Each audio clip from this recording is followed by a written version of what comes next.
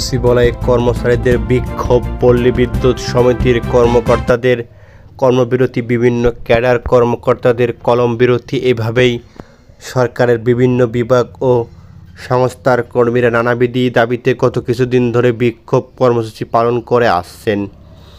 এগুলোর মধ্যে কোনো কোনো ক্ষেত্রে আন্দোলনকারীদের দাবি মেনে নিতে অন্তর্বর্তী সরকারকে পরিকল্পনা থেকে সরে আসতে হয়েছে। যেমন গত 12 মে রাজস্ব নীতি প্রশাসন সংস্কার অধ্যাদেশ 2025 জারি করা হয়। পরে রাজস্ব বোর্ডের কর্মকর্তা কর্মচারীদের বিক্ষোভের মুখে 25 মে রোববার অর্থ মন্ত্রণালয়ের ওই অধ্যাদেশের সংশোধনের আশ্বাস দিলে রাজস্ব বোর্ডের কর্মীরা কর্মবিরতি প্রত্যাহার করে নিয়েছেন। একইভাবে গত কয়েকদিন ধরে সরকারি চাকরি সংশোধন অধ্যাদেশ 2025 প্রত্যাহারের দাবিতে সচিবালয়ে কর্মকর্তা কর্মচারীরা বিক্ষোভ করেছেন।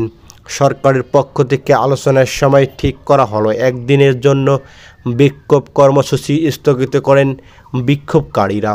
এছাড়া প্রশাসন ক্যাডারের কর্মকর্তাদের বিরুদ্ধে বৈষম্যমূলকভাবে বিভিন্ন ক্যাডারের কর্মকর্তাদের সামরিক বরখাস্ত ও বিভাগীয় মামলার প্রতিবাদে সিভিল সার্ভিসের 25টি ক্যাডারের কর্মকর্তাদের কলমবিরতি কর্মসূচি পালিত হয়েছে। বুধবার সারা দেশে একই সময়ে তাদের কলমবিরতি কর্মসূচি চলবে বলে জানানো হয়েছে। এমন অবস্থায় বিভিন্ন পর্যায়ে কর্মকর্তা কর্মচারীদের বিক্ষোভের মতো কর্মসূচির কারণে স্বাভাবিক কার্যক্রম চালানোর ক্ষেত্রেই সরকার চাপের মুখে পড়েছে কিনা তা নিয়ে প্রশ্ন উঠে এসেছে। এদিকে সরকারের জন্য কিছুটা হলেও চাপ তৈরি হয়েছে বলে মনে করেছে জনপ্রশাসন বিশেষজ্ঞরা। এরকম পরিস্থিতি চলতে থাকলে সামনের দিনগুলোতে রাজনৈতিক ও প্রশাসনিক সংকট আরও ঘনীভূত হওয়ার শঙ্কা দেখছেন তারা। এমন প্রেক্ষাপটে সরকার কতটা সুষ্ঠুভাবে তাদের নিয়মিত কার্যক্রম চালাতে পারবে প্রশ্ন উঠেছে তা নিয়ে। যদিও কর্মকর্তাদের আন্দোলন বিষয়ে সরকারের অবস্থান জানতে গিয়ে প্রধান উপদেষ্টার প্রেস সচিব শফিকুল আলম বলেছেন, তারা আশা করেছে প্রজাতন্ত্রের যারা কর্মচারী তারা প্রজাতন্ত্রের নিয়ম কানুন মেনে চলবেন। এদিকে জনপ্রশাসন বিশেষজ্ঞরা বলেছেন, সরকারের আমলের সঙ্গে সরকারের রাজনৈতিক নেতৃত্বের বোঝাপড়ার ঘাটতি থাকার কারণে দুপক্ষের মধ্যে আস্থার সংকট তৈরি হয়েছে, যার পরে বিভিন্ন পর্যায়ে সরকারি কর্মকর্তা কর্মচারীরা এমন বিক্ষোভ কর্মসূচি পালন করেছেন। আর এই আস্থার সংকট তৈরি হওয়ার পেছনে বাংলাদেশের রাজনৈতিক সংস্কৃতির দায়ী বলে দাবি করেছেন।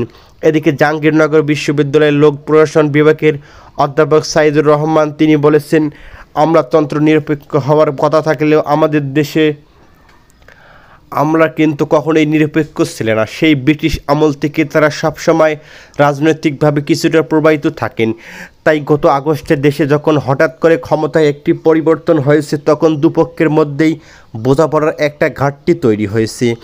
এদিকে তার মতে রাজনৈতিকভাবে নির্বাচিত সরকার ক্ষমতায় থাকলে সরকারি কর্মকর্তা কর্মচারীদের রাজনৈতিক নেতৃত্বের মধ্যে এই বোঝাপড়া থাকা এবং দুপক্ষের মধ্যে নীতিগত দ্বন্দ্ব তৈরি হওয়ার আশঙ্কা কমে যায়।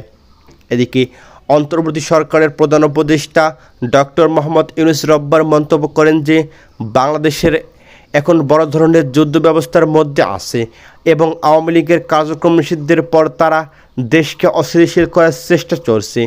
এদিকে রাজনৈতিক বিশ্লেষকদের মতে কেউ কেউ মনে করেন গত কিছুদিন বিভিন্ন বিভাগের সরকারি কর্মকর্তা ও কর্মচারীদের বিক্ষোভের পিছনে রাজনৈতিক দলগুলো উস্কানি থাকতে পারে। রাজনৈতিক বিশ্লেষক মহিউদ্দিন আহমেদ ভাষ্য, গত কিছুদিন সরকারের বিভিন্ন সংস্থার প্রস্তাবের বিরুদ্ধে সরকারি কর্মকর্তা কর্মচারীদের হওয়া বিক্ষোভের জুলাই গণ অভ্যুত্থানের বিজয়ী ও পরাজিত শক্তি দুপক্ষের সংশ্লিষ্টতা থাকতে পারে। তার মতে নাগরিক বাধার মুখে সরকারের পুরো সংস্থার না পরিকল্পনা মাঠে যাওয়ার মতো অবস্থা তৈরি হয়েছে।